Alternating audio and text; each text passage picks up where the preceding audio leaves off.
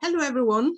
Good morning, good afternoon, good evening, wherever you may be joining us from around the world. My name is Olajumoke Yacob Halisa of Babcock University in Nigeria. I am co-chair of the Feminist Theory and Gender Studies section of the ISA with Poonam Yadav of University College London. Poonam and I would like to welcome you most warmly to this roundtable discussion. The roundtable is jointly organized by FTGS and the Georgetown Institute for Women, Peace and Security, GIWPS, as part of the Global Conversation series of the International Studies Association. We are all united by our interests in the recent developments in Afghanistan and the gendered implications for the security and rights of women and girls, and for all Afghan citizens ultimately. The roundtable aims to highlight the agency, dignity, wisdoms, and resistances of Afghan women and girls, past and present. This conversation will be a starting point from which to map the particular conjuncture of violences, threats, and possibilities for Afghan women and girls in a daily evolving context of uncertainty. Our approach is to historicize the current situation, locating Afghan women's agency, resistances, and experiences of violence and oppression within global structures of power. We will assess the multidimensional and gendered implications for women's rights, liberation, and futures, as well as the relevance and impacts of the crisis in Afghanistan on the women, peace, and security agenda of the international community. Ultimately, we will propose opportunities for engagement by various actors committed to working alongside Afghan women and girls to shape a strategy going forward that honors their agency and works in solidarity and kinship for their well-being and freedom. This is the first in a series of conversations on recent events that FTGS will be leading in collaboration with other ISA sections and partners in the coming months, including on the situation in Colombia and Ethiopia. We want to thank the ISA leadership, in particular, Dr. Lembe Tiki, ISA Director of Academic Development, for his leadership and support, Dr. Mark Boyer, ISA Executive Director, Alex Walker, Ashley, and the entire ISA team. Our partners at GIWPS are represented at the table today by Jessica Smith and Aisha Kadayif-Chiorelana, whose energy have so energized us with enthusiasm. At FTGS, the entire team was fantastic, but I want to appreciate Theresa Delangis, Sarah Mota, and those are FTGS program co-chairs, and Kushi Singh Rathore for doing the grunt work on planning this roundtable. Finally, we are most grateful to the distinguished panel of speakers whose diversity of voices, experiences, and perspectives is set to enrich this conversation, and who did not hesitate to accept our invitation to this roundtable, some in spite of great personal challenges. We are grateful. Please join me to welcome to the table Mary Akrami, an Afghan women's rights activist, Zera F. Kabasokal Arat, professor of political science at the University of Connecticut, Hossein Aziz, activist, poet, academic, Kurdish at American University of Iraq Soleimani, Samaira Hamidi, women's rights activist and regional campaigner for Amnesty International South Asia, Aisha S. Kadayif-Chiorelana, who's an affiliate researcher, Georgetown Institute for Women, Peace and Security and American University in Washington, D.C., and Shweta Singh, Assistant Professor of International Relations in South Asia University in New Delhi. Moderating the discussion today will be Kushi Singh Rathore, an FTGS Executive Committee member and PhD researcher at Jawaharlal Nehru University in New Delhi, India, and Jessica Smith, Research and Policy Manager at the Georgetown Institute for Women, Peace and Security in Washington, D.C.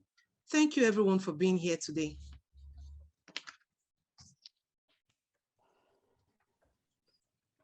Thank you for opening the space for us, Ola, and thank you to ISA and FTGS for convening this urgently needed conversation and inviting us to participate. And a warm thank you to all of the panelists and discussants that have agreed to join us and bring their knowledge and expertise and perspectives to this important conversation. As Ola mentioned, I'm with the Georgetown Institute for Women, Peace, and Security. For those who are less familiar with our institute, it's led by Ambassador Milan Verveer, the first US ambassador of global women's issues, who has dedicated her career to champion women's rights and who for 2 decades has worked in partnership with others to support the efforts of Afghan women through her various roles in US government and now through her work at the Institute. This work has connected our institute to Afghan women human rights defenders, journalists, judges, lawmakers, civil society leaders, peace builders, and other Afghan women who have led efforts to build a brighter and more equal future for Afghanistan. Now that the Taliban has taken control, these women are at significant risk because of their efforts to make their country a better, freer, safer place. Many have been forced to flee the country, some with only the clothes on their backs. Other women remain in Afghanistan and are risking their lives to protest and call for women's rights.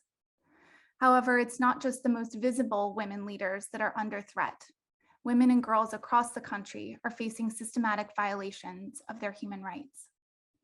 So this conversation could not be more timely. Today, we will hear from a roundtable of distinguished speakers, each of whom will bring their own unique perspectives on the current crisis in Afghanistan and the challenges faced by women and girls. They will also shed light on what actions are most urgently needed and propose opportunities for engagement by various actors committed to working alongside Afghan women and girls to shape the pathways forward. It is my pleasure now to turn to my co-moderator for this session, Kushi, who will provide some of her own remarks and also outline the structure of our conversation today. Over to you, Kushi.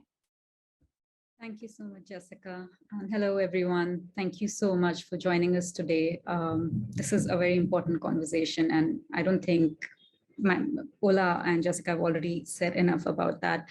The one thing that I would like to add to this, this introduction is that we are meeting today not only to understand how do we move ahead, but we are also meeting today to care in feminist solidarity and to share. And I hope that by the time we leave this room, our heads are better equipped to understand how to move ahead, and our hearts are fuller to care a lot more. And with this, I'll just tell you the structure of the conversation. The conversation will be divided in three rounds. The first round with Jessica is going to lead the first round, where she'll be asking some questions to our participants. Then she'll turn to me. I'll be leading the second round, and then we'll open for Q&A, which will be divided. We are hoping to divide it in 2 rounds. And each participant will have 5 to 6 minutes. We'll let you know a minute in advance. So sorry in advance for those interruptions. And over to you, Jessica. Thank you. Thank you, Kushi. Yes, do please feel free to use the chat, and you're welcome to post questions there throughout our conversation, and we'll try to get to as many as we can. But let's go ahead and start. Mary, we would like to begin with you.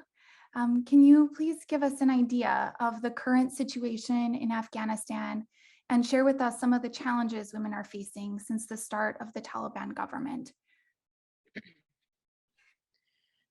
Good morning, everyone. Thank you so much, Jessica. And my apologies for the very slow internet here. I prefer to have audio. I would like to express my sincere thanks, first of all, for ISA for their commitment and their kindness to stand with us, and a special thanks to you, Jessica, and to Ambassador Milan Verveer for approaching, and as well, I would like to thank Teresa that really.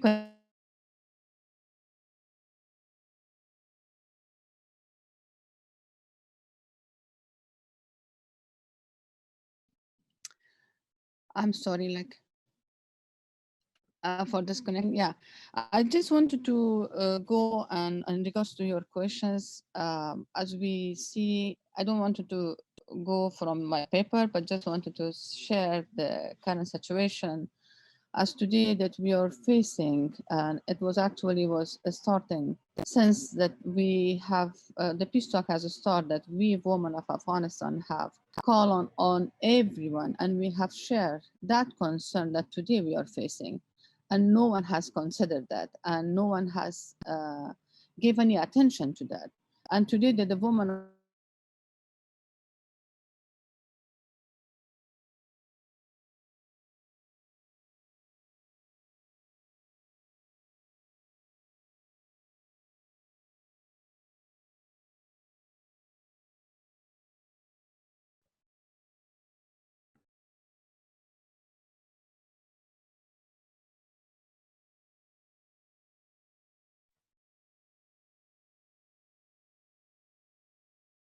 Mary?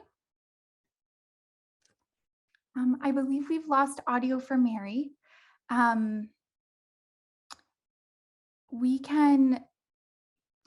Maybe we should try having Mary call in via telephone to the session. We will try to get in touch with her on the side and bring her back into the conversation, because she has obviously such an important and valuable perspective to share with us, and we want to make sure that we're all able to hear from her today. So I know others will work to get her back into the meeting.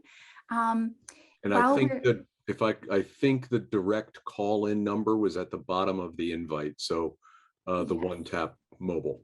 She does have that number. So that's our backup plan for her to call in. So while she's getting reconnected, why don't we move to Samira, and then we'll come back to Mary when she's able to join again. So Samira. Mary, you're back. Jessica. Yeah, I'm very, very sorry, guys, like for the bad connection.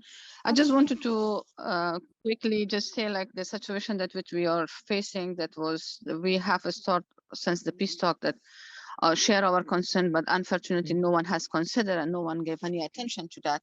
That was the main problem. But the good point is that still we see that even though we all lost everything in a minute, as an activist, which even I feel regretted that when we call ourselves that we have given all these recognitions and everything, but unfortunately that in regards to the women's rights in Afghanistan, we women have lost everything in a minute.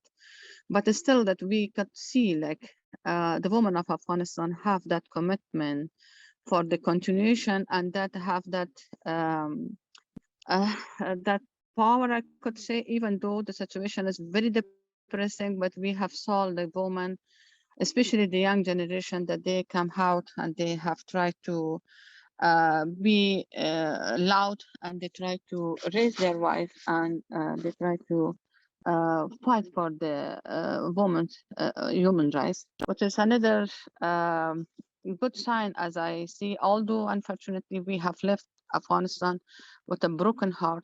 But when I saw like this movement that has still continued by the strong and courageous women in Afghanistan, it gives us another hope for the future of Afghanistan, for the future that the women of Afghanistan still want to fight for their rights, still want to continue their struggle. And it is not easy for us to leave everything, and especially the gain and achievement the women of Afghanistan have done it during the last 20 years. And as we see, like, the women's rights in Afghanistan is not something that just we see that, oh, women should be there or women should have, but we wanted to, women of Afghanistan should have easy access to education, to employments, to the women should have political participation, and particularly the freedom of movement, which is, it is really depressing. And believe me, it was not easy. Still, it's not easy, but it's something that we all as a woman around the world, and we could continue and still could give that courage and that strength to the women who are still in the ground, and as well to all of us that which we are still working, and we could continue. And this is now we are expecting, particularly from all women around the world, and especially those ones that they believe on women movement, that we shouldn't forget the women of Afghanistan, and we shouldn't ignore, because still women of Afghanistan want to continue and for their struggle, and we really need to be as a back support and to stand with them.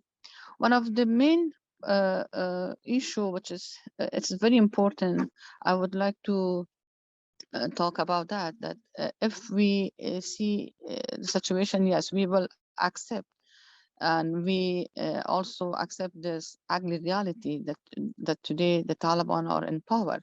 But if it is something that officially the recognition has given to the Taliban from the international community, that is another chaos, and that's another challenge, which is not easy at all for the women of Afghanistan to accept that.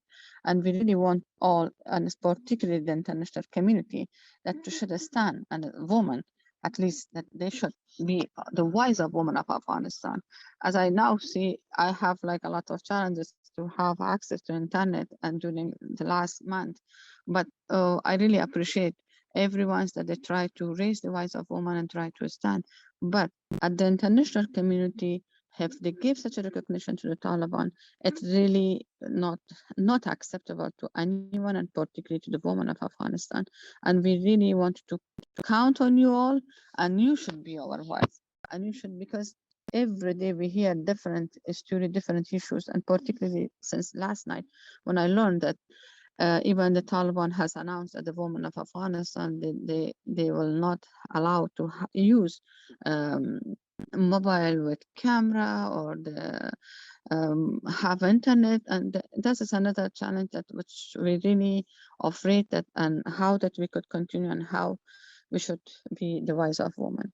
And the other part is that now I would like to again draw the attention of all the international community, and we women of Afghanistan call on the global community to support women's group across Afghanistan as the real drivers of change. Women should be given and all the humanitarian and political support to help ensure their safety, and they should continue their life saving work on behalf of the thousands of women across the country. We request you to continue to stand for the hard gain of women of Afghanistan. We need your support on our journey to equality, freedom, and peace. And as well, again, I would like to re-emphasize, do not forget women of Afghanistan. Do not forget Afghanistan, even it's not only matter of women of Afghanistan, it's matter of all people of Afghanistan. It's not it's not 1996 that everyone has forgotten, but unfortunately, we all are very disappointed when we saw the ignorance of the international community, as they just ignore, especially during the last 3 years, that we have called, and no one have given any attention. And today that we are facing all this negligence and as well all this violence, was all due to the ignorance of the international community, and which is still the questions for me, especially for those countries that they have believed on the human rights, they have believed on the human rights, how they have forgotten, how they ignorant, and now everyone try to do something. But still we hope that there is some opportunity that we have to do, be united, and you have to it's really, I feel not good to say you have to, but as my understanding, women issue is a global issue. We have to all be united, and we have to be the voice of women of Afghanistan. I would like to stop here, and I'm happy to respond to any questions. It will be great to respond to your questions if there is anyone. And thank you so much again. And I'm looking forward to have any questions as related to me. And I'm so glad to see my friends after 1 month. Samira, hi Samira. I'm sorry, I just learned today that you are also in this panel. So glad to have you. And I'm sure that you will continue the rest of recommendation and the rest of things that which we are requesting, and we are looking forward to hear from friends as well. Thank you so much, Jessica. Over to you now.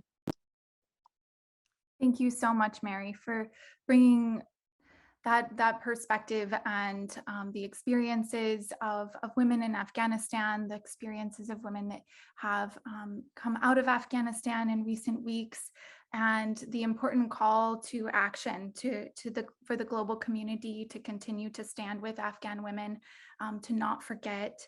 And we just appreciate you bringing this perspective and also highlighting the ongoing agency that Afghan women have, their ongoing resistances and struggles, and need for support and solidarity, both within Afghanistan and from allies abroad. So thank you very much for that important perspective. Samira, we'll go to you next. Can you tell us a little bit about the story of Afghan women's agency? We know that didn't necessarily begin in 2001. So can you share with us a bit about the longer historical arc of Afghan women's political and social contributions? Thank you so much, Jessica. Hi, everyone. So good morning to all of you, and good evening to those who are in my part of the world. I'm in Colombo. Thank you so much for inviting me. It's it's so good to hear from Mari and see her briefly. We have been in touch on and off, and I don't think we had the opportunity to properly speak because we don't have the courage to face each other because of whatever has happened. I am particularly thrilled to see here Miss Aisha, because when I was doing my first master's degree, I wrote my dissertation on women's political participation, and there were so many literature that I used, referencing her, and I'm so pleased to be in the same panel with you. Thank you so much for giving me this opportunity. I think it's very important for us to discuss this narrative that, whatever Afghan women have built, it's not the 20 years. It's not just the last 20 years that US and the West came in Afghanistan and they provided support. And that's what Afghan women actually gained their freedom and rights. Afghan women have been part of the history and have been working on women's rights since 1990. When Afghanistan got its independence. There were different constitutions that were made in different phases of the time, and women's rights was a very clear and concrete agenda since then. There was an emphasis by the king at that time to especially provide rights of women in education and political participation, even their engagement in social events, as well as in art and media, for example. The king's own wife and sister were the ones who started establishing a first woman magazine, where they were discussing and writing about women and how women are contributing. So and this continued during different regimes, during different phases that Afghanistan had. Women were politically, socially, economically engaged. We had women in the parliament, we had women in the cabinet, we had women representing Afghanistan in international forums. Women were part of the media, women were part of the, of course, civil society, and there was a vibrant women's group. I think it's also, I completely disagree with this statement that a lot of people put forward, that US and the West taught Afghan women their rights. It's wrong. It's completely wrong. If you doubt it, you go and read and you go and do your research, because there is enough evidence and enough narrative around the Afghan women's struggle. Of course, it has not been easy. Of course, it has not been always great, but there has been a movement. There has been a struggle throughout the history that Afghan women has, have played their role.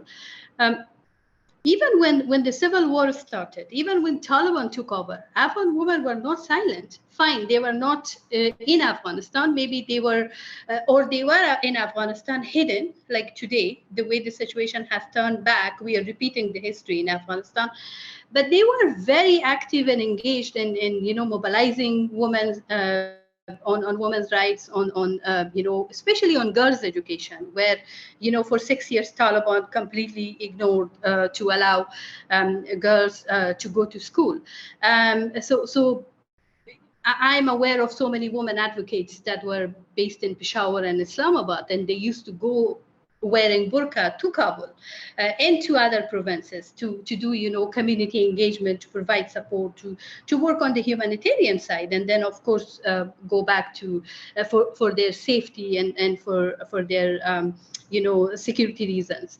And then the last 20 years, it's an additional, it's something that, you know, created space for Afghan women to benefit from it.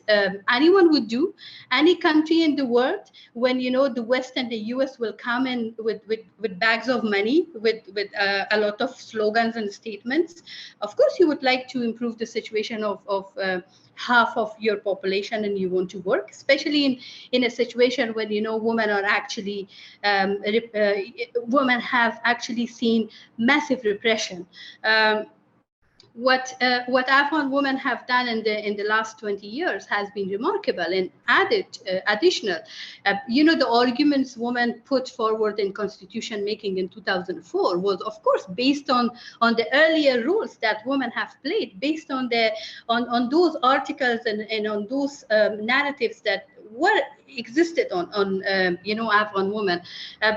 Or when we look at the women's political participation, either in the cabinet, either in the parliament or senate, because they have been part of the system, because they have been contributing, that's what they wanted to take forward.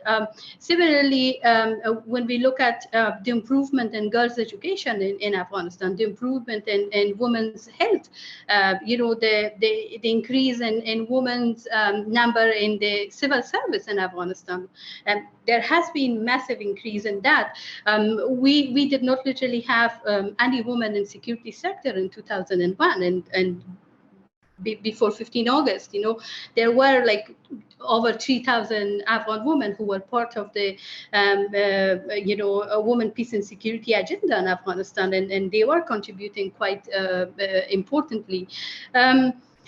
What we see today in Afghanistan is, unfortunately, there are many risks that Afghan women are facing. As Marie said, girls are not allowed to go to school above grade 6. I'm sure you all have heard. Women are still at home. They are continuously being told that you are. We are looking into, you know, enabling environment and making proper, you know, proper systems and policies, and then you will be allowed to come to seek, you know, to continue with your jobs. I don't have an exact data, but there is a huge number of women who are breadwinners of their families, who are actually working and earning to feed their families, and now they don't have any source of income. So economically, this whole collapse of Afghanistan in the hands of Taliban has actually hit Afghan women badly. Of course, women's rights is violated. We clearly see that the only, you know, whenever in the last 20 years we were referring on specific achievements of Afghan women, we were referring to Ministry of Women's Affairs in Afghanistan. We were referring to Afghanistan Independent Human Rights Commission, an independent body to monitor and to investigate on human rights violations. These both structures do not exist anymore through the, you know, since the Taliban has taken over. And then most importantly, the Taliban so-called cabinet, you know, caretaker cabinet, it excludes women. They have gone on record, publicly spoken about no need for women to you know, to politically engaged, no need for women to be decision makers, no need for women to be, let's say, part of the, you know, cabinet. They have been very smart in you know, convincing the international community for international recognition. Putting statements cleverly saying, we believe in women's rights, we believe in human rights, we will respect freedom of expression. But we clearly see that it's not happening. Practice what they say and what they practice in reality is quite scary, and it is very dangerous for the future of women and girls in a country like Afghanistan. What needs to happen right now is, one is, of course, there is a need for international solidarity. I'm very happy to hear that your initiative and there will be future initiatives is happening. I think it's the most needed. I wish it had happened a bit earlier. I wish it had happened a year earlier when we were actually shouting and making a lot of noise that listened to us. And we have been speaking for the past 10 years about this situation. We had envisioned, we had predicted today's situation. And unfortunately, nobody paid serious attention to it. So, but still, it's not late. I think it's important. It's very timely. I also believe that you all play a very important role within your own systems and within your own governments, within your own, communities and your own contacts. So I feel like, as much as I'm saying women's rights, as much as I'm pushing and asking international community on women's rights, I just feel like I'm talking to a group of people who are just not listening and who are not seeing the situation. Unfortunately, this is a very very negative kind of mentality that I have developed since 15 August. And I think you are the right people to push what we are saying. And you have you have your leverage and you have your contacts and you have your, I'm sure, advocacy platforms to tell them you did not listen to women for the 10 years. This is what has happened. Maybe you can avoid further violence and further, further repression that Taliban are putting on women. I'll stop here just to allow others to speak, but if there will be any questions or comments, I'll be happy to respond. Thank you. Samira, thank you so much for these insightful comments and for helping us understand that women have a long history of being engaged politically and socially, a much longer history of struggle and resistance, and situating the gains that were made in the last 2 decades within this broader context of a continuation of work that's been going on for a long time. I think that's a really important perspective, and I appreciate that so much. And then I really appreciate that you outlined some of the challenges that women and their families are currently facing in their everyday lives as the change to the Taliban government has happened. And this call for all of us to push within our own spheres of influence to do whatever we can to ensure that a spotlight remains on the struggles of Afghan women and of Afghanistan more broadly, and for us, again, not to forget what's happening. So thank you so much. We will turn now to Haujin. Haujin, given your experience and background, what insights can be drawn from Kurdish women's struggles and responses to ISIS and the invasion across Iraq and Syria that might be helpful for Afghan women and this current situation in Afghanistan?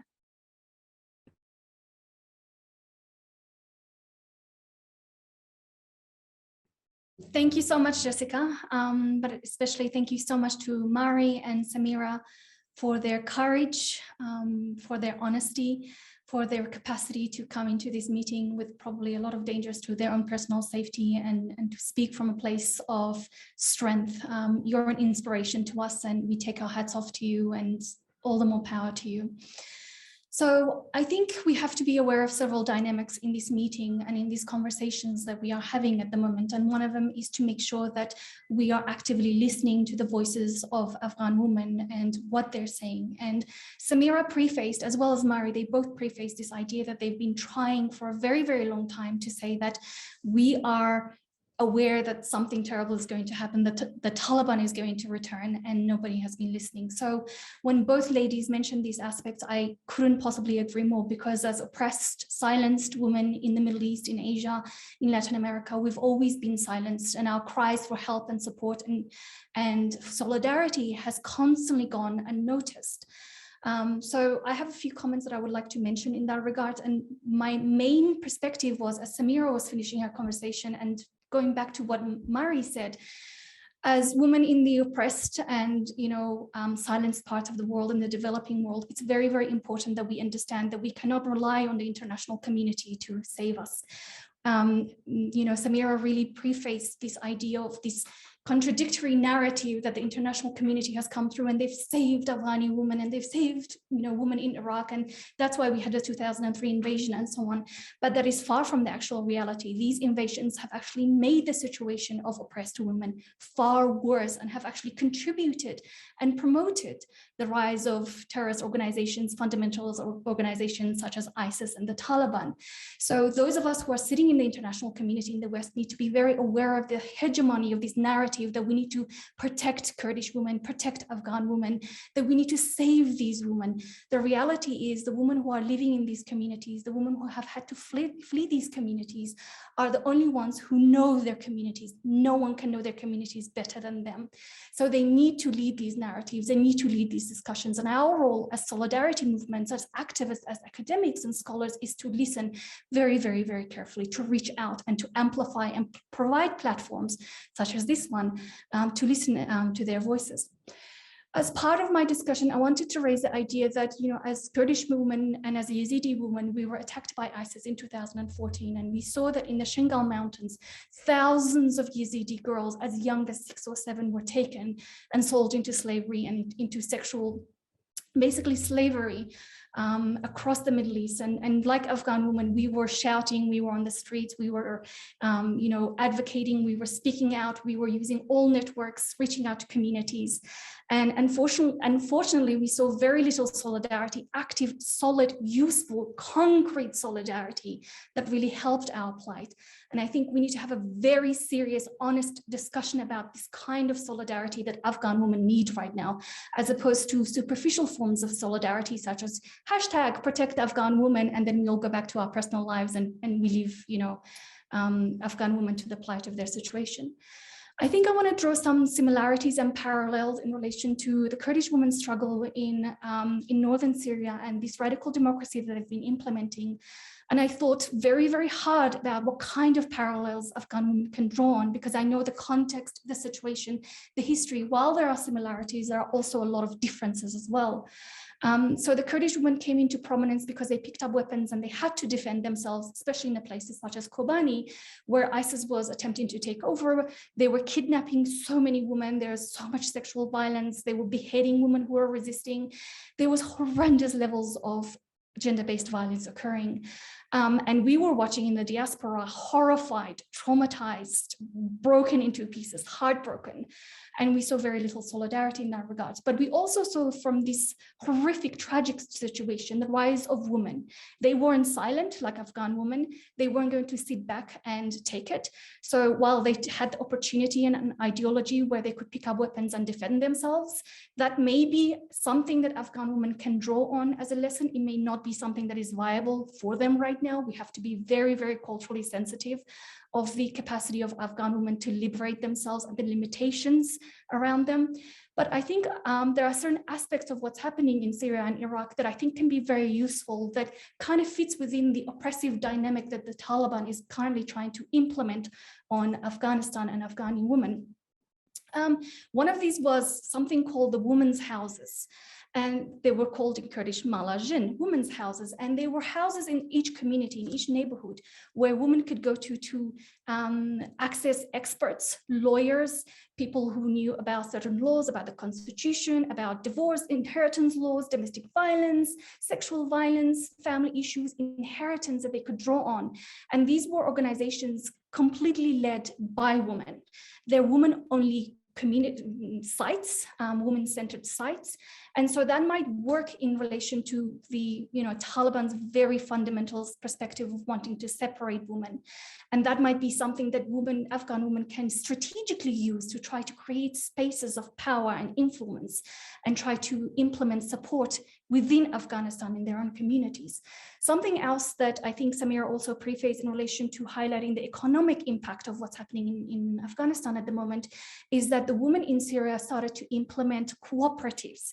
A bunch of women in the neighborhood would come together and they would make yogurt, cheese, jams, bread. They would sew dresses. They would do something, because we know in Afghanistan there's a very, very high level of widowed women who are unable to support themselves, who are in a very, very terrible economic situation, and they have children that they have to feed. So there are aspects that we can draw on, but also I think in this entire discussion, we have to be aware of this narrative, going back to what Samira said, challenging the hegemony of certain narratives. What do we mean by Afghan women? Are we talking about widows? Are we talking about queer women? Are we talking about trans women? Are we talking about women in the Hazara community who are traditionally more oppressed because they are Shia communities? There are various different ethnic and religious communities and minorities and women within these communities who are even more in danger. So when we say Afghan women, we really have to make a very strong point as allies, as solidarity groups, to highlight the fact that there are certain groups who are even more in danger than other certain groups within the community. So we've learned this from intersectionality and intersectional feminism. We've learned this by watching the rise of, Middle Eastern women, Islamic women, feminists who are trying to recapture and reclaim, feminist aspects of Islam. We've seen this with Kurdish women who have produced this idea of genealogy, which is a Kurdish produced feminist ideology. So my advice with Afghan women, with Samira and Mari, is that my heart is broken with you. I have reached out to so many friends and we have cried with you. We have felt your pain. We have felt the horror that you have felt, and we continue to bleed with you. Please understand that you are not alone. You are absolutely not alone. And that we stand in solidarity with you. And if there's only one person here in this community, I promise I will stand with you in the streets when you protest. I will stand with you. I will donate. I will raise awareness. I will do everything within my platform to support you. And I think we need to understand that Afghani women are also facing a dual challenge in relation to the feminist discussions that are emerging. Either Afghan women are oppressed victims, or Afghan women are very powerful and they can save themselves, and yeah, they're capable. It's possible for multiple truths to exist at the same time. And there are groups of Afghan women who are very privileged and powerful and they can do a lot of things. But there are also a lot of communities who are deeply terrified and frightened by what is happening. And there are huge segments of Afghani women who can be supported, provided with alliances and provided with a network, with the organizations, institutions, educations required in order to get them to take on the very, very difficult responsibility of liberating ourselves. Because as oppressed women, as silenced women, we know that the international community is very, very, how do I put this diplomatically? It is very challenged in relation to the kind of solidarity that it will provide. It uses and it will use your plight, the plight of Afghan women, for empire. It will attempt to use it for its own personal agendas and national interest. And it is very important that we as solidarity groups absolutely refuse to let this happen. Samira said something very, very important. Yes, we are at time. Okay. Just a couple more seconds. Thank you.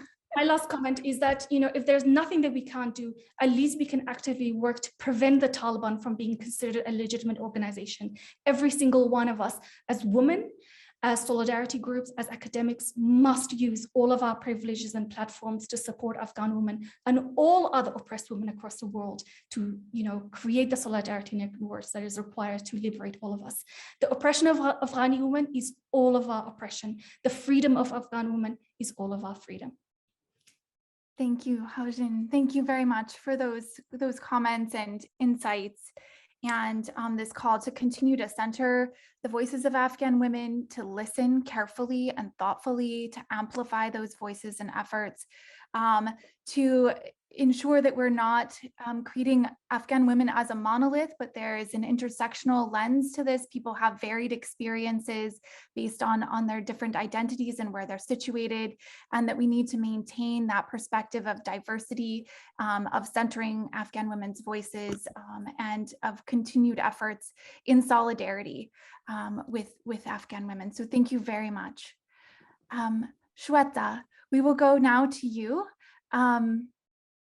So the concept of security has different meanings for different actors. For women in Afghanistan, how might we think about everyday security? How might women's everyday experiences of security or of insecurity be in tension with how this is conceptualized by international actors or within frameworks like the Women, Peace and Security Agenda? Thank you, Jessica. And indeed, it is a heart-rending moment, because I've met Mary and Samira in 2016 in Kabul in a very different setting, in a very different context. And some of the conversations that we are sitting and having here take me back to the conversations in Kabul. The powerful voices of Afghan Women's Network, I think they not just lead, but they lead by example. The kind of work that Afghan Women's Network has done across Afghanistan, not just in urban provinces, but in also rural areas. So I just want to acknowledge the powerful voices that I met, and I absolutely salute them today, sitting here talking with all of you. Thank you, FTGS, for organizing this. And I come in as an academic, and more as more. What I want to really foreground maybe is a reflective turn, and I want to take you back to some of the ideas, some of the experiences that Samira and Mary were talking about today. And what I want to really foreground is the idea of everyday. Why do we need to bring back the everyday to the center stage of our analysis? Why do we need to talk about everyday when we are talking about the idea of security or insecurity? What do we mean by the everyday? And when I'm talking about the everyday, I don't want to romanticize the idea of everyday. I don't want to conceptualize the idea of everyday as a local or bottoms-up analysis. I think that's what I want to problematize, because the Western liberal traditions would look at the everyday as something which is local. But I think the conceptualization of everyday is important. So what is it that constitutes the everyday for women in Afghanistan? And when I was thinking about some of these ideas, I go back to just bringing in some of the voices and just putting into some of the conceptual categories that we are talking about. So the everyday, to my mind, is a temporal space. It constitutes of multiple sites, actors, and practices. And I think when I'm talking about these multiple sites, actors, and practices, each of this impinge on the Kotodian experiences of Afghan women, and consequently impinge on the idea of insecurity and security. So when I talk about this every day, in a different scalar conception, as a temporal space, as a fluid space, a space which is in motion, what is it that I'm trying to talk about? So when I'm talking about practices, the coming back of Taliban, how do we engage with customary practices like the Pashtun Wali Code? And how do we bring back the conversation on religious laws like the Sharia law? And what does the interpretation of these practices have for us, for instance, when we are talking about international normative frameworks like the Women, Peace and Security Agenda? Now, what is the tension that we are talking about in this? So for instance, I think there is absolute need to problematize the peace that we are talking about, problematize this idea of protection, problematize the idea of prevention, problematize the idea of prosecution, and bring in a conversation with the everyday. Because it's not international normative frameworks that actually decide the trajectory of norms translation in contexts like Afghanistan. And I see Susan is signed in as one of the participants, and whereas writing my piece on Afghanistan, I think the idea of norms translation is so important for us to think about when we are thinking about spaces like everyday.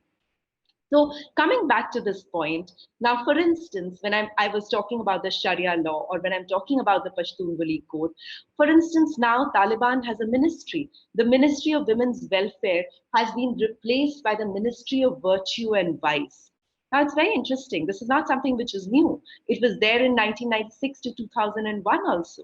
Now, the minute you start to think about a Ministry of Virtue and Vice, how would you, for instance, talk about ideas or practices like the Muharram, that you have to have a male accompaniment? So how does it impinge on women's participation in public spaces? How would you talk about ideas like Nang and Namas, the idea of honor, the idea of codes that you're talking about? So I think it's important, and this is what I want to underline. It's very important to recognize the little nothings in the everyday space as political. It's very, very important that we recognize the little nothings that have been marginalized as political. And I think in the process, what we need to bring to the center stage of our analysis when we are talking about everyday security is the Kotodian experiences of women. So for instance, I go back to some of the conversations, and Samira is here, some of the conversations that we would have, for instance, in 2016 itself on participation. Women were part of the peace process, but if women were to travel to provinces, what was this contentious idea of mehram, for instance, that would still come in? Are there certain continuities that we are talking about? Why is the idea of conceptualization of public space so important in a context in which we are talking about now with Taliban coming back to power? What is the idea of gender segregation, and how would it impinge the idea of everyday? So I think what I'm coming back is to the conceptualization of everyday, not a romanticism with locals bottoms-up analysis, because this everyday is as much as international, as regional, as national, as well as local. So the scalar, multi-scalar, our analysis, understanding it as a temporal space, a space in motion, a space which is contingent, and I think to bring that back into conversation. I'll reserve my comments on some of the critical analysis of the WPS agenda, but something that I want to really say is, as a feminist community, we need to call attention to the politics of epistemic violence. And I think we need to foreground Afghan women's voices in the narratives that we are talking about. So I think we need to realign and foreground and bring back the narratives of Afghan women to the center stage of analysis, and not align agendas to the voices that we are talking about. So I'll stop here, Jessica. Shweta, thank you very much for those insightful comments. And helping us understand and think more carefully and in a more nuanced way about what are the everyday struggles, where is the everyday. It's not a place, it's not located, it's not in a hierarchy, but it's something that's on a continuum, that's fluid and moving, that's political, that needs to be foregrounded and taken into consideration.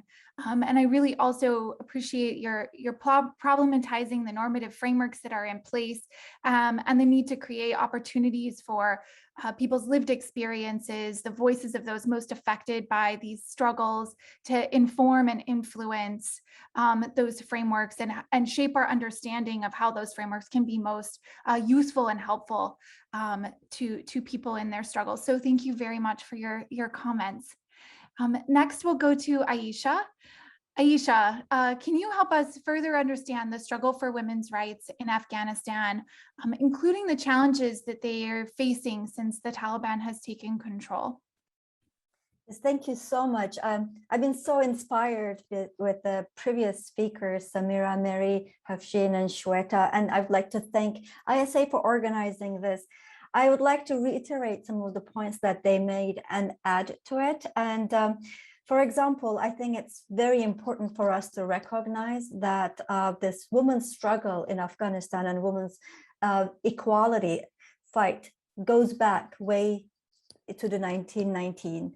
And then this discourse that says that the West came and rescued women is a faulty one. And I think as an international feminist community, we have in the past have fallen into the same sort of white savior narrative going into Muslim countries, other cultural contexts, and try to impose a gender equality without really understanding the cultural dynamics of those contexts.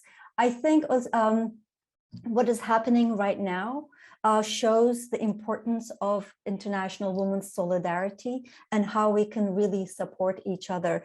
I think the 42 years of conflict and instability have shown us how women's rights is such a fragile concept, and what can happen in Afghanistan can happen anywhere.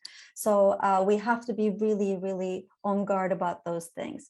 And so I think one of the important things that we have to recognize, the devastating effects of conflicts on women is much worse in certain, and I think the experience of Afghanistan is a great example for that. And when Taliban came in 1919s, when they imposed all these restrictions, one of the things that they tried to do was they argued that this was coming from an Islamic understanding, Islamic perspective. I think we have to really resist these interpretations of oppressive Islamic interpretations of groups like Taliban very strongly, but with theologically informed, historically grounded examples of women's rights and gender justice going back to the beginning of the Islamic tradition. And I mention this because within the context of Afghanistan, one thing that's really important, like many other Muslim contexts that I work in and I'm coming from, religious framework is an important part of many people's daily lives. And it really is an important element. And for many Muslim women, I think going back and looking at the Islamic history, you will see that Islam came as for its time, was a feminist movement. And I think many Muslim women, one of the disadvantages happening is that we are not aware of that background. We're not aware of that rich examples that could guide us. And I think it's really important to understand and listen to what is important for Afghan women right now. I think what, as Hafshin mentioned, it's really important to understand the diverse Afghan voices as well, and to understand and listen to them. And I know, for example, for a very long time, while the West was, and I said West in quotes, was championing women's rights, they were failing to listen. Even at the negotiations, women were like put on the side, never really included. And I think as an international, when I say international community, I'm referring to one particular segment right now, we really need to understand what it means to incorporate women's voices. Afghan women were not the only case. Yemeni women and other women also mentioned the failure of international organizations like United Nations, who are supposed to be the big champions, are failing women when it comes to the practice. I think one of the important contributions we as women in this space can do is to help and press these organizations to think, and sort of how can we sort of push them to more meaningfully incorporate women into these spaces, not just a lip service. Taliban, when they came, they started saying that this time around that they have changed, they will sort of recognize this and that. But one of the things I think is really important to remember is that we cannot trust Taliban. What their actions are showing right now is the opposite. But I think we do have a window of opportunity right now to pressure, because there is a need for them they have to rebuild their country. Afghanistan is experiencing serious humanitarian crisis, among other things. And the international community cannot recognize Taliban as they practice these human rights abuses, and women's needs and rights have to be a part of the discussions. We cannot see that as a secondary topic. We really, really need to, as a women's group, push for this. I think one of the things that we've been trying to do in the context of the United States is to press the US government to continue supporting women in multiple ways. One of the things that we have to do is first prioritize evacuating still those women who are at the high risk. And and making sure that we pressure our governments to negotiate or find ways. And so this requires international community coming together and agreeing on some things. And also really one of the other things that's important is resettlement is very important right now. There's a lot of need to support that, but it has to be done with dignity.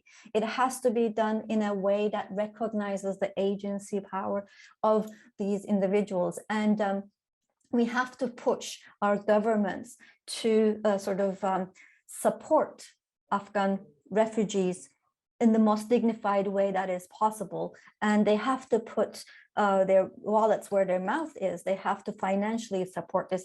We've been raising funds to help with resettlement. We're able to raise enormous amounts of funds, but when somebody asked me, I tried to calculate what was the total amount of money that would be needed for the next 2 years or a year. It was over $100 million, and civil society groups cannot carry this on their own. We really need to push our governments to do that. And we also have to really not forget the women on the ground who are staying behind. Not everybody is going to be able to come out, and not everybody wants to come out. I have friends who decided that they want to stay. We have to really find ways to continue supporting. And aid conditionality cannot be at the expense of women and children and people who are most in need on the ground. I think it's really, really important. I also think it's really, as women's groups, we have to push and listen to each other to sort of find more effective strategic ways to support each other. I think it's really important for us to learn from each other. I'm so happy that Hafshin shared the Kurdish women's experience with us. And I think it's really important for us to find strategies that we could support. I think we have a critical moment as international women's groups to push each other to do the best that we can. And we cannot forget, as Hafshin said, oppression of one of us is oppression of all of us. We really, really have to stand up for each other. We have like, it's gonna be all of us if we don't do this for each other now. But thank you so much. Thank you, Aisha. Thank you for those remarks, and for this call on the international community to more meaningfully engage and integrate the voices of women, of Afghan women, of women everywhere, and that we're at this critical moment for acknowledging this critical moment where solidarity is urgently needed, and these kinds of spaces are needed to develop effective and strategic ways to support one another in these struggles that are not just Afghan women's struggles, but are all of our struggles. So thank you so much, Aisha. So we will go to our final discussant, Zahra. Looking again to the longer arc of history, can you add some additional contextualization to recent events? How have the political and social forces worked against Afghan women in the longer historical context, and what's most urgently needed now? Thank you, Jessica. And I would like to join my fellow panelists, thanking everybody who participated in bringing this panel together. And I also would like to thank my fellow panelists again for their insightful comments. I'm honored to be a part of this conversation. Yes, I would like to focus on the interaction between some external and internal actors and their approach and gender approach and ideology. From a formal definition, that we can say that Afghanistan was never colonized, in the sense that it has never been directly ruled by a foreign power, but it has been always a target of imperialist interventions. And we can highlight the competition between Tsarist Russia and Britain. In the 19th century, they tried to gain control over Afghanistan and curb each other's power. And in the 20th century, we see the US-Soviet competition, especially after the Second World War, during the Cold War, as a part of Cold War politics. And in the region, the US relied not only to NATO, but to various regional allies. And we have to remember here the United States' use of Islam as an alternative ideology to communism, and politicizing Islam and promoting the Islamization of the region with the help of Saudi Arabia, which spread its own brand of Islam called Wahhabism. And that is the inspiration for Taliban and some others. And internally, it is like Afghanistan has been divided in many ways and involved major political rivalries. And it's important to remember that these rivalries are mainly power struggles and involved armed conflict. So within that, in addition to regional and ethnic leaders, some of them would be known as warlords, I would like to note that there were dynastic struggles within the royal family and among brothers, cousins, and the change of power was often achieved through assassinations and forced abdication. So The major point I want to make here that these external and internal rival groups are engaged very masculine power struggle against each other, and they use each other, establish ever-changing fluent alliances. We have seen various warlords and groups like Taliban, for example, jointly known as Mujahideen during the Soviet invasion. They were supported and armed by the US to curb the Soviet influence. But after the Soviets left and Taliban came to power, Taliban became an enemy. So the fluency and opportunistic alliances we have to acknowledge here. And from our perspective, from our concern, that is like we have to say that none of these actors, external or internal, had women's well-being, let alone women's rights in their minds. Occasionally appear to care for women and girls, but only when it served their own interests, like the Bush government after the invasion of Afghanistan in 2001, all of a sudden appeared as an advocate of women's rights. Now, there are a couple of exceptions to this, and Samira addressed that to some extent, and these two exceptions lasted about a decade, each one of them. One is the reign of Amanullah Khan between 1919 and 1929. And it's important to the woman behind him, actually, the Queen Soraya.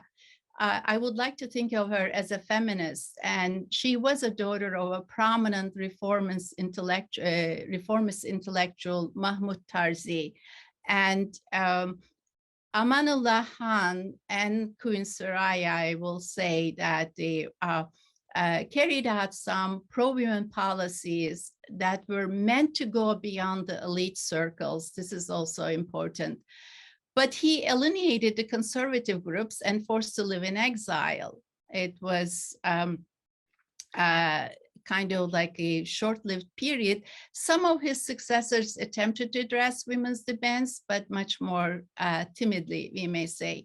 Second important intervention, the reformist period, came with the Democratic Republic of Afghanistan that was established in 1978 after a coup by a left-wing pro-Soviet group. Now, subscribing to Marxist feminist ideology, this government attempted to carry out major educational and employment reforms resembling those that were carried out in Soviet Union. So these reforms were considered sacrilegious by the conservative groups and used as a part of mobilizing the Mujahideen. But also important for us, as my colleagues, fellow panelists mentioned earlier, that these reform periods involves women's mobilization and organizations, and women continued their work throughout other periods as well. Now, as we all know, Taliban tried its best to reverse these policies, but I want to pose a question here that what would be the gender approach and policies of another group engaged in the Mujahideen struggle, such as the Northern Alliance, which the US later supported against the Taliban government, would be? What would it be any different? Since again, I pose this question because they subscribe to the similar notions and upheld some of the same values and norms, and they claim to be Islamic. So this is also pointed out by our panelists. Now, it is important to note that the promoting women's rights was an afterthought for the US government. And the progress made during the 20 years of invasion came largely also due to the pressure by what I would probably say urban women. But it was nevertheless limited, also the progress limited to major cities. And we may like to think of Kabul as a window dressing in certain ways. There were no reforms or assistance extended to the rural women. The opportunities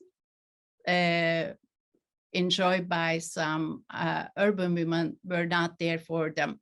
And this population constitutes 80% of the, over 80% of the women's population.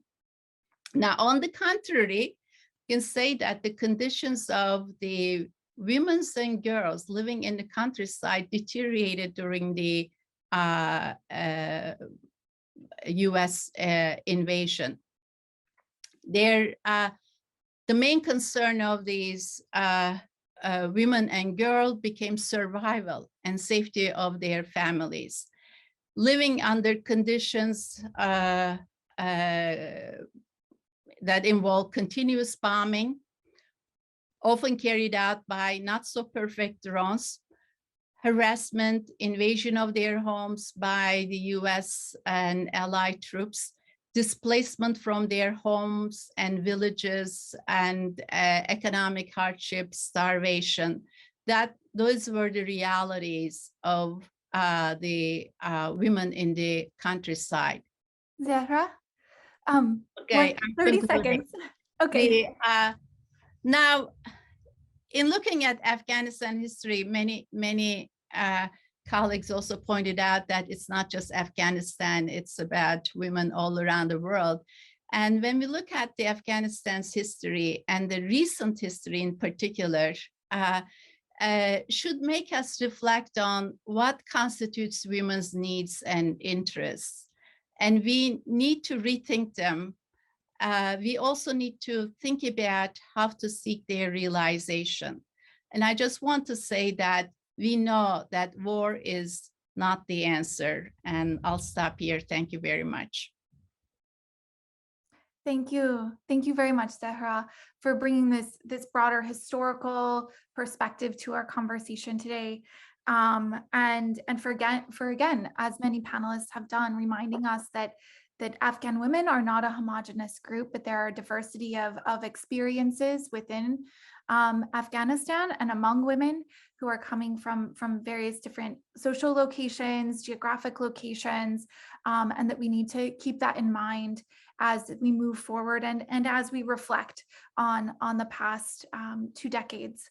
So I really appreciate that, and for you bringing to us this both longer history and the recent history and situating this conversation within that broader context. Thank you. We will now turn to my co-moderator, Kushi, who will pose the next question to the group of panelists for another group discussion, and then we will open to Q&A. Over to you, Kushi. Thank you so much, Jessica. Thank you, everyone, for such a thoughtful discussion, and especially Samira and Mary for your courage and for your strength, and Haojin. You know, I can't express how much of an inspiration and source of strength you are, I'm sure, to the women in Afghanistan, but to all of us who are watching you, because it is on your courage and on your shoulders that my generation builds. So thank you really a lot for being there and doing what you do. As this conversation was going on, I had several thoughts going through my head, and most of the questions I actually had, you all have answered. So the second round, we wanted to focus more on what is the way ahead. Where do we move on? What are the solutions that we can think of? And as you all were talking, I kept thinking that if a graduate student like me could figure out in 2019, December, 2020, January, that this is going to happen, how is it that world leaders could not figure this out? It was right out there. And all the conversations about Afghanistan that most of us have been reading, especially in South Asia, the security-focused conversations which are happening, a lot of them are moving in the direction of, you know, wait and watch, see what they do, see whether they are fulfilling their promises, and no one really talking about even if you're talking about seeing what the Taliban does, what is their conception of rights? No one is problematizing that and what that does to not just the women, but the people of Afghanistan. So the question, I would go in the same order, and how can the international community, what do you think the international community should be doing? And Mary, when you were talking, and I was thinking, that one argument which is being spoken of is also of pragmatism, that Taliban is leading, it has formed the government in Afghanistan, and there are people in Afghanistan. So how does the international community deal with them? How, and one line of argument is that, you cannot stop aid, you cannot discontinue humanitarian workers to go into the country so that the people of Afghanistan don't suffer more than what they already have. So what is it that you think is the way ahead? Okay, thank you so much. Thank you so much, everyone. It was really I feel so happy to hear from all friends. But one thing that just take me back about the international community, which we always was thinking that all these achievements that we have gained and we have, that is mostly our struggle, that was mostly our sacrifices that we have given during the last 20 years, as Samira said, that the past, that is story that Afghanistan have, but unfortunately that was, as I understand it now, I realized we were totally wrong, because it was international community that they done it, and they whatever they wanted that they did has.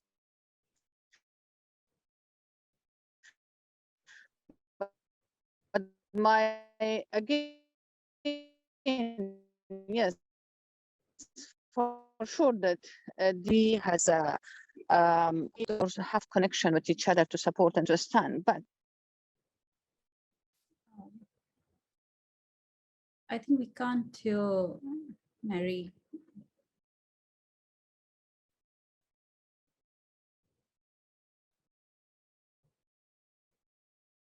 I think there's a connectivity issue over here. So we just wait a little for Mary to join us again. And I would, in the meanwhile, I would just move to Samira. Samira, thank you so much for yeah, when the woman.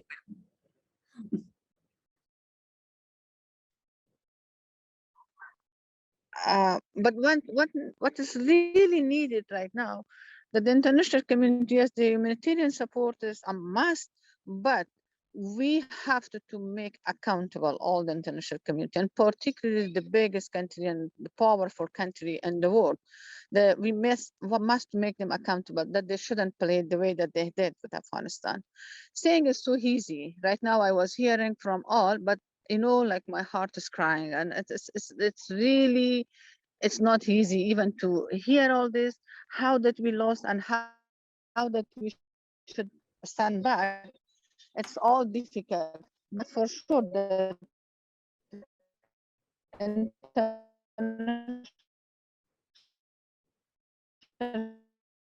community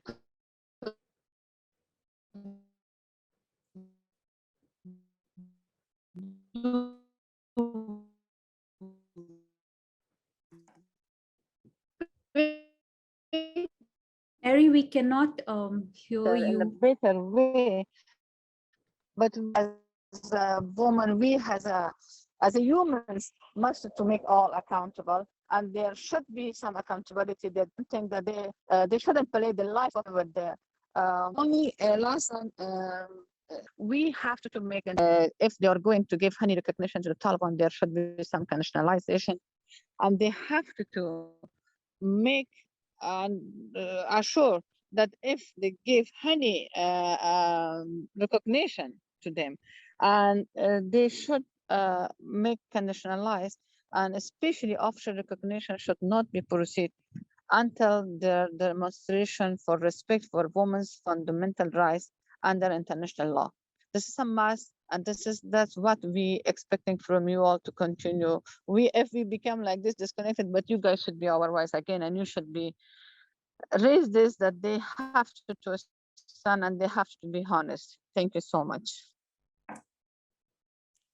Thank you so much, Mary, for sharing your thoughts and your voice with us. And really, thank you. I would take the same question to Samira. And Samira, thank you very much for, in your earlier remarks, you gave us a brief overview of the historical, political, and social contributions of Afghan women. And the disruption that the fall of the Afghan government has caused in the trajectory of women's rights movement in Afghanistan. Where do you see, how do you see this historical turn taking Afghan women, not just those who left, but also those who are there? There are 14 million Afghan women and not everyone has left. So how do you think this disruption and a very grave disruption, how do you think this will play out in history? Thank you so much. I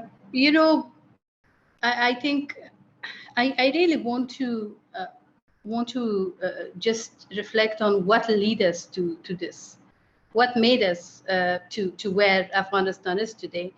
And it's linked also to your earlier question in terms of what needs to be done, and I want to further emphasize on what Mari was saying from the accountability angle of international community, because you have better space and platform than us right now, where you are and where you're working. That's why I think it makes huge difference for you to understand what is the reality. The reality is that United States signed a deal with the Taliban last year without any reservation, without any condition, without any specific ask.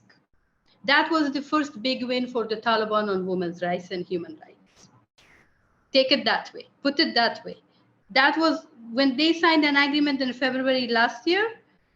That's it. Taliban won. The narrative changed. They became the heroes in the international media. The international media that goes today and talks about our miseries and about our people and about the hunger of the children who are angry were the same international media who were promoting the Taliban from Doha last year. So that's where this today is the result of that. Then following what Taliban were demanding, release our 5,000 prisoners, no conditions, no positions, no demands. Withdraw from Afghanistan, no conditions. Withdrawal, blank withdrawal, without any condition, without any kind of says. So especially on the human rights part of it, on women's rights part of it. Then you withdraw, and then you pressurize the existing whatsoever government was there to accept to go and sit with the Taliban.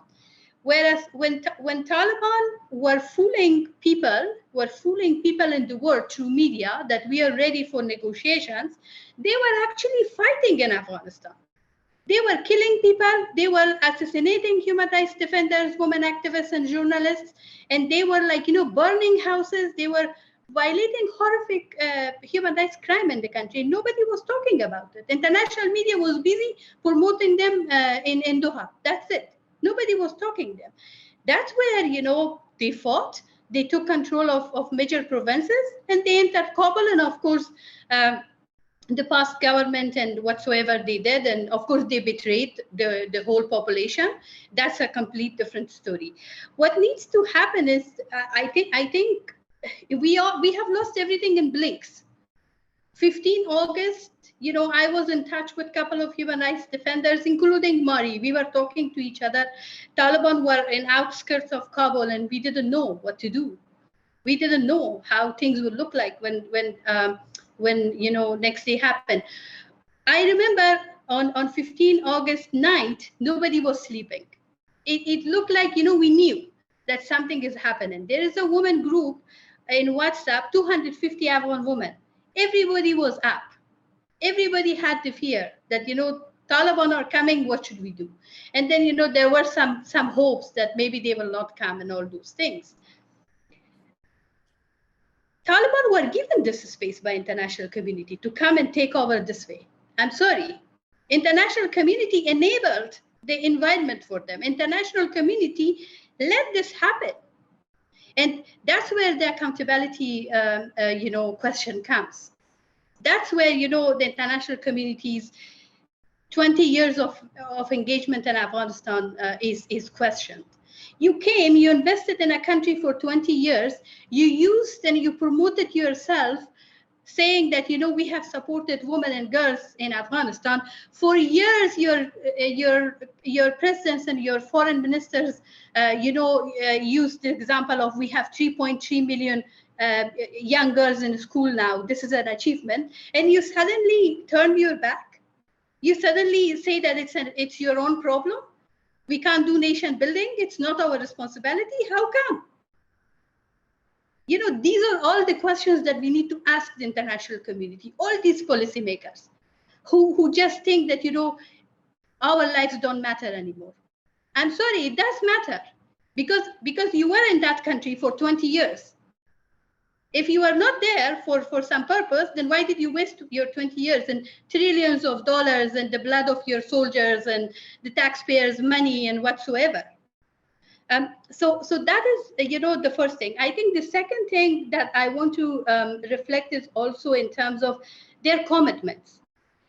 When international community, when the US and NATO announced withdrawal in April this year, they said they continuously communicated to the media and through different channels that we are withdrawing militarily.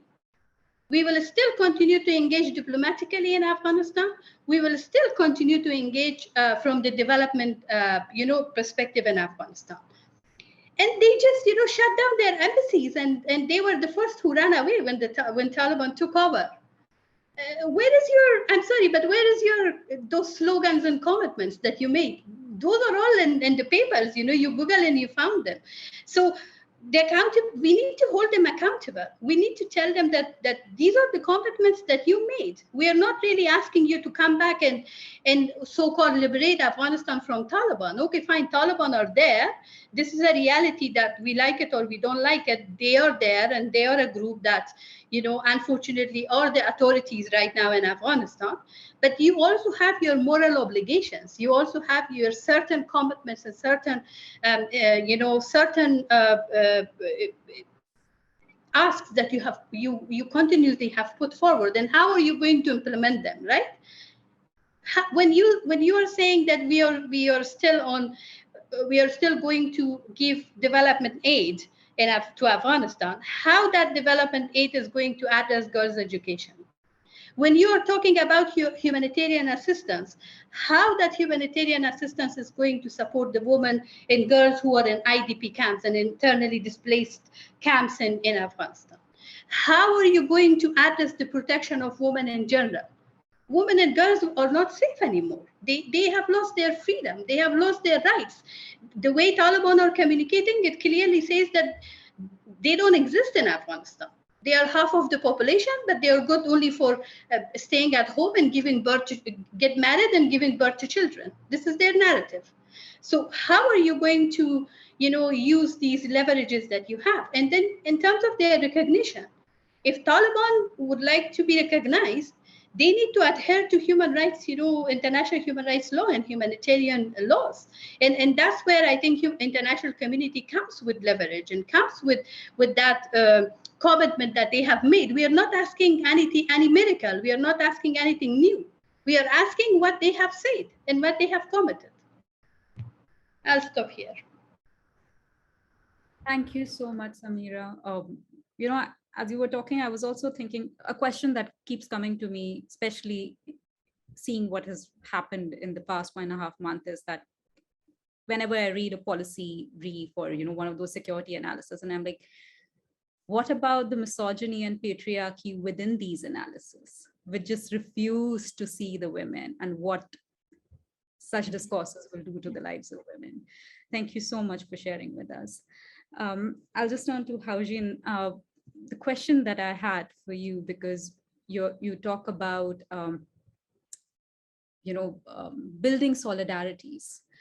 So I wanted to ask you, how can we build solidarities that are rooted in care when we are not sharing the same geographical space? And what solutions can we as a feminist community help with in our own small, big, individual, collective ways? Thank you so much, Washi, for that comment. If I may, very, very quickly, I just want to preface 3 important points that I picked up on when the other ladies were speaking. And I think one, very quickly, as colonized and oppressed communities and women in the developing world, we've really internalized this notion of the white savior coming to save us and speaking for us. As Kurdish women, whenever a white academic spoke about our plight, we thought, oh, that's it, people are speaking about us. And I think my response to that is that Afghan women need to self-organize. The solution to their liberation is self-organization. What that entails, what that looks like, only Afghan women can tell, because they are inside these communities. No one knows their communities better than them. So what works for them may be something that doesn't work for me or my community or for another community. So self-organize. The second point is the international community, even though we are all part of the international community and the larger consist of individuals such as us, is a deeply apathetic and immoral organization and institution. It will never provide the kind of solutions that we require. It is devoid of humanity. It is devoid of apathy, concern for the oppressed and the marginalized.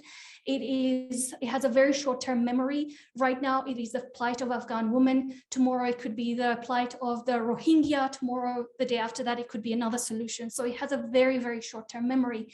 But most importantly, the international community largely consists of powerful, privileged men. We can never allow an institution that is dominated by patriarchy, by heteronormativity, by capitalist practices to ever be the solution for our liberation as women in oppressed communities and societies. So we need to really break this cycle as oppressed and colonized women, that the international community should do something. It should come to our aid. It should provide funds, support, etc. It will never do that. I promise you, you will be incredibly disappointed. The solution is self-organization.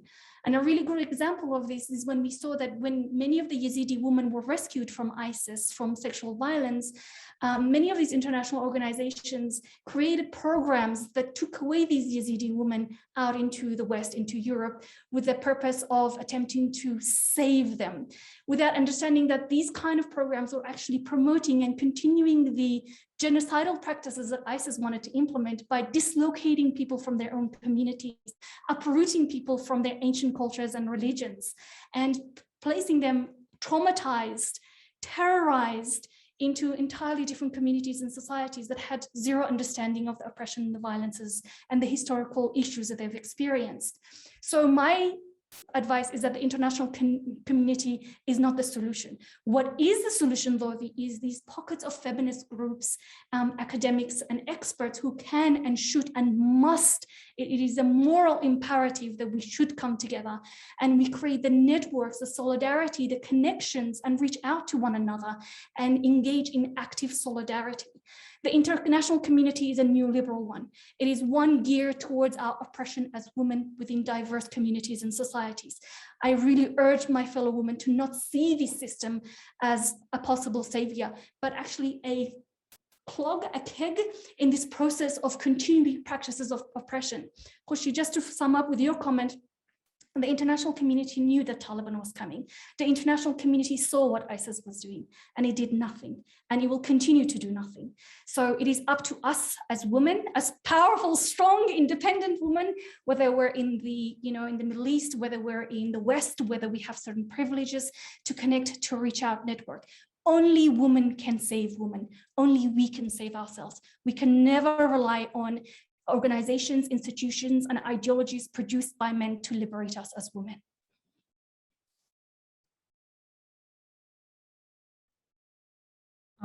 Thank you so much, Havrin. That I have a lot of thoughts, but I won't take any more time, and I'll just turn to Shweta. Shweta, thank you so much for your very insightful yeah, comments on WPS and how we need to reimagine what the Ps are. And again, because all the conversations which are also happening about what the Taliban would do are happening in the sense of, will the breach be a very dramatic act of violence against women? No one is talking about the mundanities, the everyday violence, and how that will transform, or in what forms it will take. So the question that I had for you on these lines was that, in your remarks, you've touched upon the WPS agenda, and how it has fallen short of generating transformative change in Afghanistan. What do you think can WPS as a field learn from efforts to implement this agenda in Afghanistan? What is the way ahead with regard to WPS? And this reminds me of Cynthia Enlow's comment once, where she says that WPS, the abbreviation of women, peace and security into WPS, those 3 letters, how much of the weight from women, peace and security goes away every time we keep abbreviating it? So what are your thoughts on that? Thank you. Thank you, Khushi. And something that I touched upon when I just started talking about WPS was, and I think this is for us as part of the feminist community to reflect on, I think I want to foreground the politics of epistemic violence, or the whole politics of epistemic marginalization. And let me talk about the WPS agenda. And I want to come in from the standpoint of research. What is it that gets most researched when we are talking about WPS? The international dimension. We're interested in the idea of norms diffusion.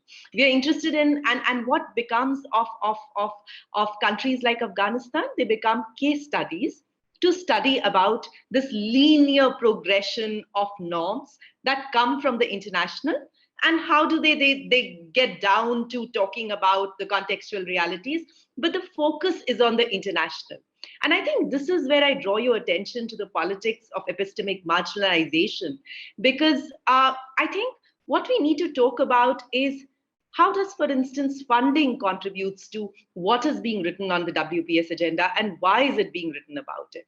Why is it that if you were to sit down and look at how many studies actually have been done from the standpoint of foregrounding Afghanistan at the center stage of analysis? Why fix it into a template? So I think when I was talking about start to think about little nothings as political, I think you need to understand why those little nothings never get recognized as political, because there is the politics of epistemic marginalization. And that's linked to the kind of research that we're talking about. That's one. The second aspect that I want to talk about is that I think this is time for us to think about where we are in the context of the WPS agenda. This is the 21st year that we are talking about, 2 decades of having the WPS agenda. And Afghanistan was a signatory to NAP. So how do you now talk about the NAP with Taliban in power? That's a reality that we are looking at. So how do you start to realign, rethink, reframe the WPS agenda itself from the standpoint of Global South? And I think that realigning, reframing is very, very important as we sit down to critically think about the condition, the context in Afghanistan right now. So I go back to my initial statement, problematize the Ps, the problematize our understanding of the idea of protection, prevention, prosecution, and peace building. What are the incipients? How is it that we need to go back and rethink what is political? And what is political needs to be foregrounded in the Kotodian experiences, the everyday experiences of women we are talking about. So I think I'm going to rest my case here, but just reflect on the politics of epistemic marginalization. Yeah. Thank you.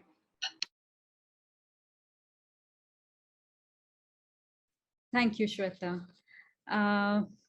Aisha, I had a question for you, because you have already been working at the Georgetown Institute for Women, Peace and Security, where you're leading research on several projects focused on Afghanistan. How do you think can academia support Afghan women? And building on from what Shweta just said, what kind of research do you think we need moving onwards?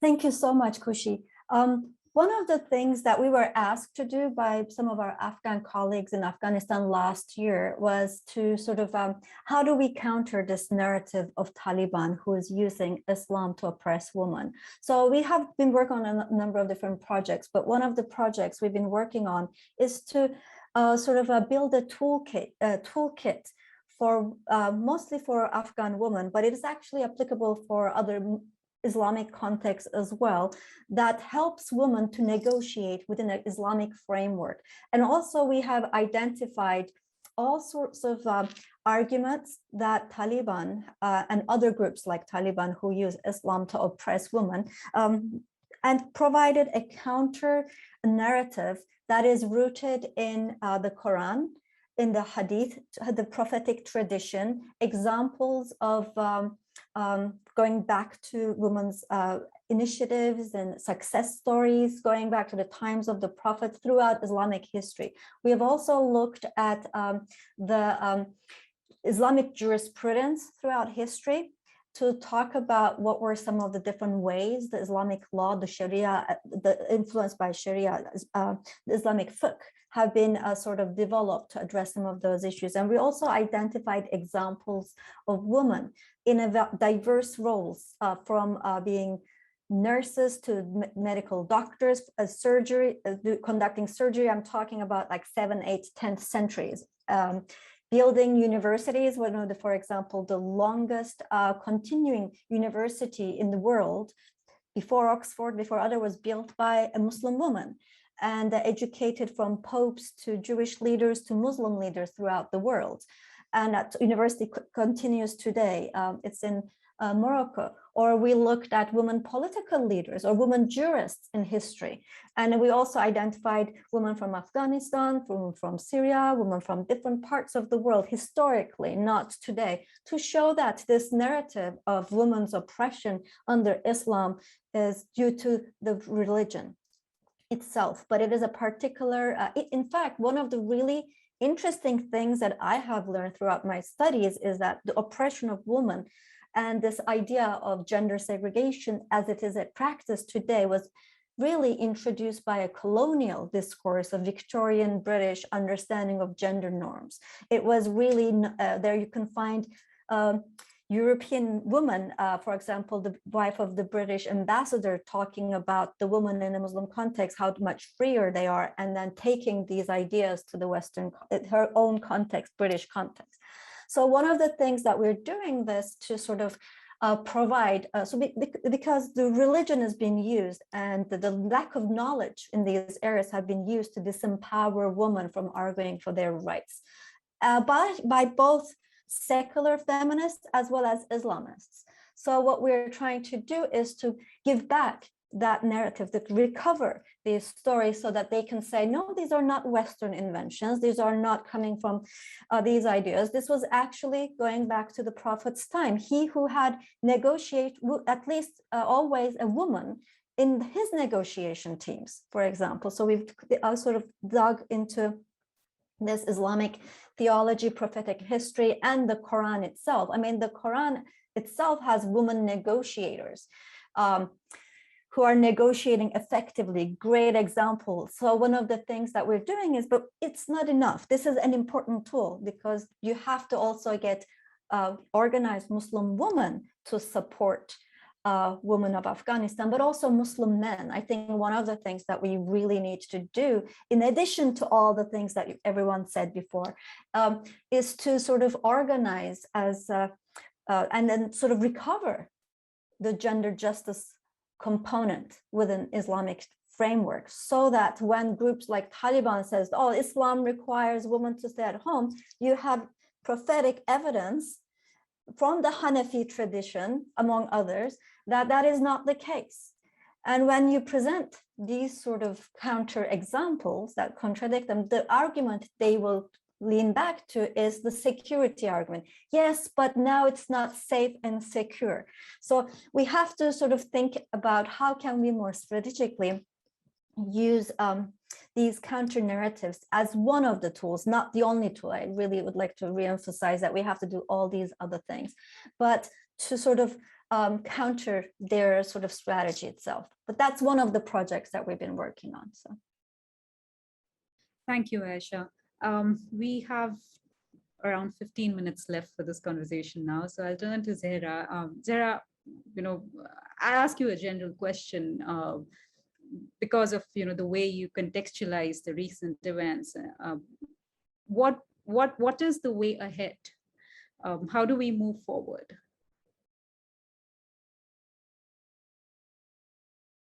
We can't hear you, Zehra. Okay, yeah, sorry, I always forget that. Thank you, Kushi. Well, I would like to go back to the peace concept, and the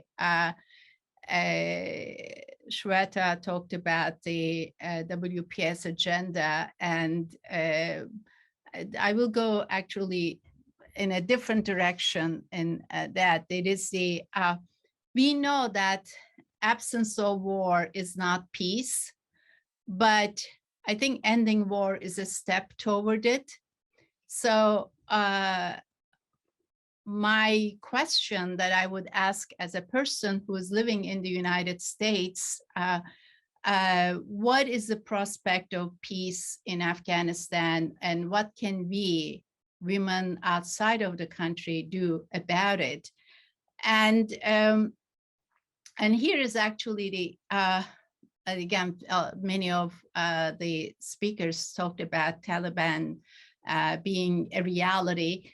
So it's the Taliban is the currently leading military force, but there are rivals, and other groups and warlords will compete for power. This is kind of following my earlier analysis. And by establishing alliances among themselves and rallying external support, they can establish a formidable counterforce against the Taliban. And this is my major fear: the country entering another period of warfare and external support behind them. And it's the critical issue. So if the United States, China, Russia, as well as regional powers such as India, Pakistan, Iran, and Turkey, my birth country, rally behind these different groups, they will enable another prolonged war, which is always more costly to women. So as much as we detest the Taliban, I think we need to pressure our governments to refrain from this path and arming some resistance groups. Instead, we should demand them and the United Nations to establish a broad peace coalition, and including women in the process, and work toward creating a coalition government in Afghanistan. And as it was pointed out by others, Samira was one at least, that all aid contracts, investments, etc., should be contingent on accepting peace and women's basic rights. And another thing would be about reparations. That is, like, I have to say that United States owes not only to who work with them and or the US-backed Afghan government, but it owes to the entire country for the lives lost and the havoc that they caused by conducting a war of choice. So I will stop here. Thank you. Thank you so much, Zehra. I'll turn to Jessica because we'll take questions now. We don't have much time left, so yeah. Over to you, Jessica. Thank you, Kushi. Yes, we are open to taking questions from the audience. We have about 10 minutes, so we could take at least one question. If anyone would like to pose a question in the chat, please feel welcome, and we can direct your question to the panelists. In case we don't, or while we're waiting for any questions to be posed in the chat, I just want to extend my heartfelt thanks to each and every one of you who have come and shared your perspectives with us today. I've learned so much from our time together. I feel like my heart sees your hearts, and I just want you to know that we hear you and we see you, and we'll take seriously the issues you have raised, the challenges you've brought to our awareness, the calls for solidarity, for continuing to push within our own spheres of influence to shine a spotlight on what's happening in Afghanistan, to shine a spotlight on the struggles of Afghan women, and to continue to seek more meaningful ways of elevating women's voices, for helping women who are most directly impacted by these forms of oppression and violence, to be able to inform and shape interventions, to help lead and inform movements for solidarity, and to really take your lead as we work as allies to work alongside you, to shape the pathways forward and to address the tremendous challenges that still lie ahead. So I just wanted to thank each and every one of you. Your voices are powerful and meaningful, and we're so fortunate to have had this time together to hear from you and to learn from you. So we'll just take one question from that has been posed, and it says, could you tell us about the landscape of Afghan women's organizations in and outside of Afghanistan that we can concretely support? So I will pose that to the group for whomever would like to jump in.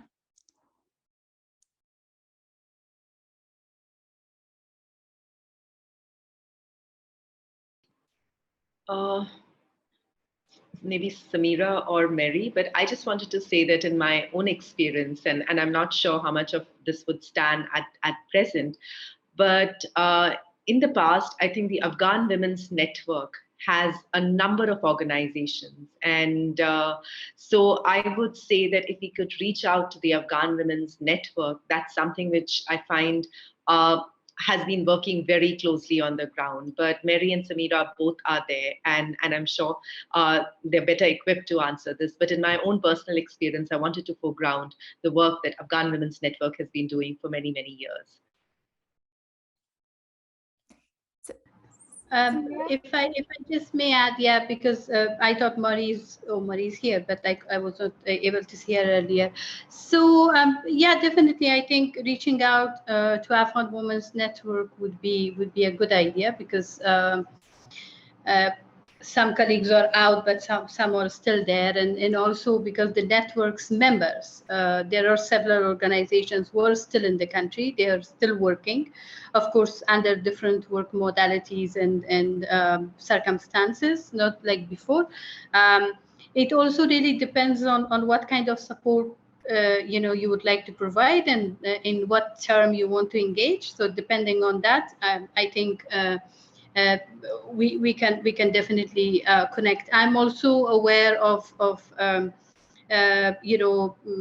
different women's group and organizations are trying to organize themselves outside the country.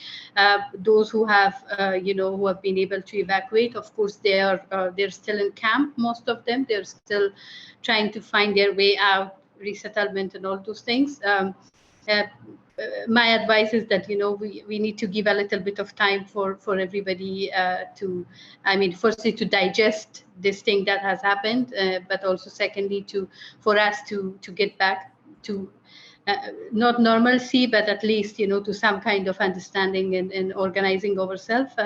I strongly agree in terms of organizing ourselves, but I'm finding it a bit difficult right now because we are in anxiety mood. We have a lot of we have gone through a lot of trauma.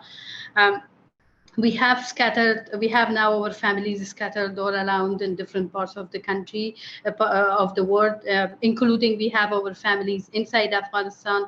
It is a bit challenging and difficult to be like, I'm sitting in Colombo and I'm in a safer space rather than a woman who's actually in Kabul and is able to say much much more. So these are some of the things that are happening right now. But yeah, I mean, it really depends. Like, I'll be very happy if anyone would like to engage, connect with me, and I can connect back depending on that possibility. If there is an organization focusing on a specific issue, I can connect back. But this is how it is for time being. The fate of NGOs are not clear yet. The Taliban have not really made any kind of announcement on how these women-led NGOs will be functioning and working. I'm sure you have read the situation of banks, and access to funds and money is another big problem. So these are all the things that are eventually affecting the work of even those organizations who are currently present on the ground. Thank you so much, Samira. That's very helpful, and also for this reminder that that it will take time to figure out how we can be most helpful. That this is not just a question of this moment of tremendous urgency, but is something that we need to consider long term.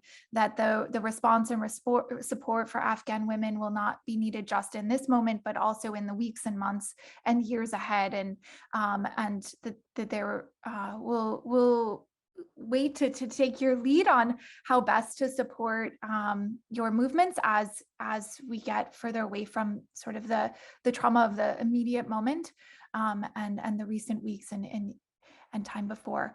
The other thing I'll say is that there is a tremendous need for resources for women who have evacuated the country and are going to need support in their resettlement efforts to resettle with dignity. There will be need for resources to support women that have stayed in the country and are continuing their work. And so there are various different organizations that have set up different platforms. I think it's a rapidly evolving situation that we're all trying our best to respond to. The Georgetown Institute for Women, Peace and Security has set up an emergency fund in partnership with Vital Voices, and 100% of those proceeds go directly to our Afghan women partners and Afghan women who are working to survive in both outside and within Afghanistan. So I know our colleague Haujin has also put together some resources. So our group will convene and come up with some different avenues of support, both financially, but also within communities and other spheres of influence that can be meaningful. I mean, there will be people that will be resettling, I'm sure, in your communities, and there will be opportunities to support in that way, other opportunities to join in solidarity movements and advocacy movements to continue to elevate and amplify the voices of Afghan women and their struggles. So we will be in touch with panelists with additional resources on that front. I just want to, I believe we're at time, but I just want to thank everyone again for joining us in this important conversation. We've learned so much. This has been such a meaningful time to engage with one another. And I appreciate each of you lending your voices and your experiences to this important discussion. Thank you. Thank you, Jessica. Thank you all. Thank you, everyone. Thank you, everyone. Thank you. Thank you so much, everyone. Thank you. Thank you, everyone, on behalf of ISA. Really terrific discussion the last couple of hours. There's one thing that I can add, which, one of my teachers told me some time back when I was really down in dumps, and she said that our biggest strength is our words. We write and we research. Our research is our biggest strength.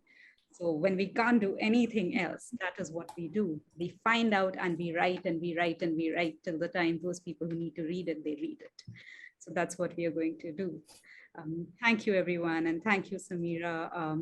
Thank you, Mary, for sharing so generously and so courageously with all of us. And thank you, ISA. Thank you, Jessica, Georgetown Institute of Women, Peace and Security.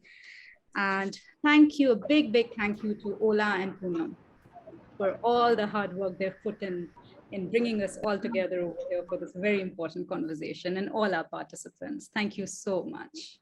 Thank you. Bye. Thank you. Thank you. Thank you.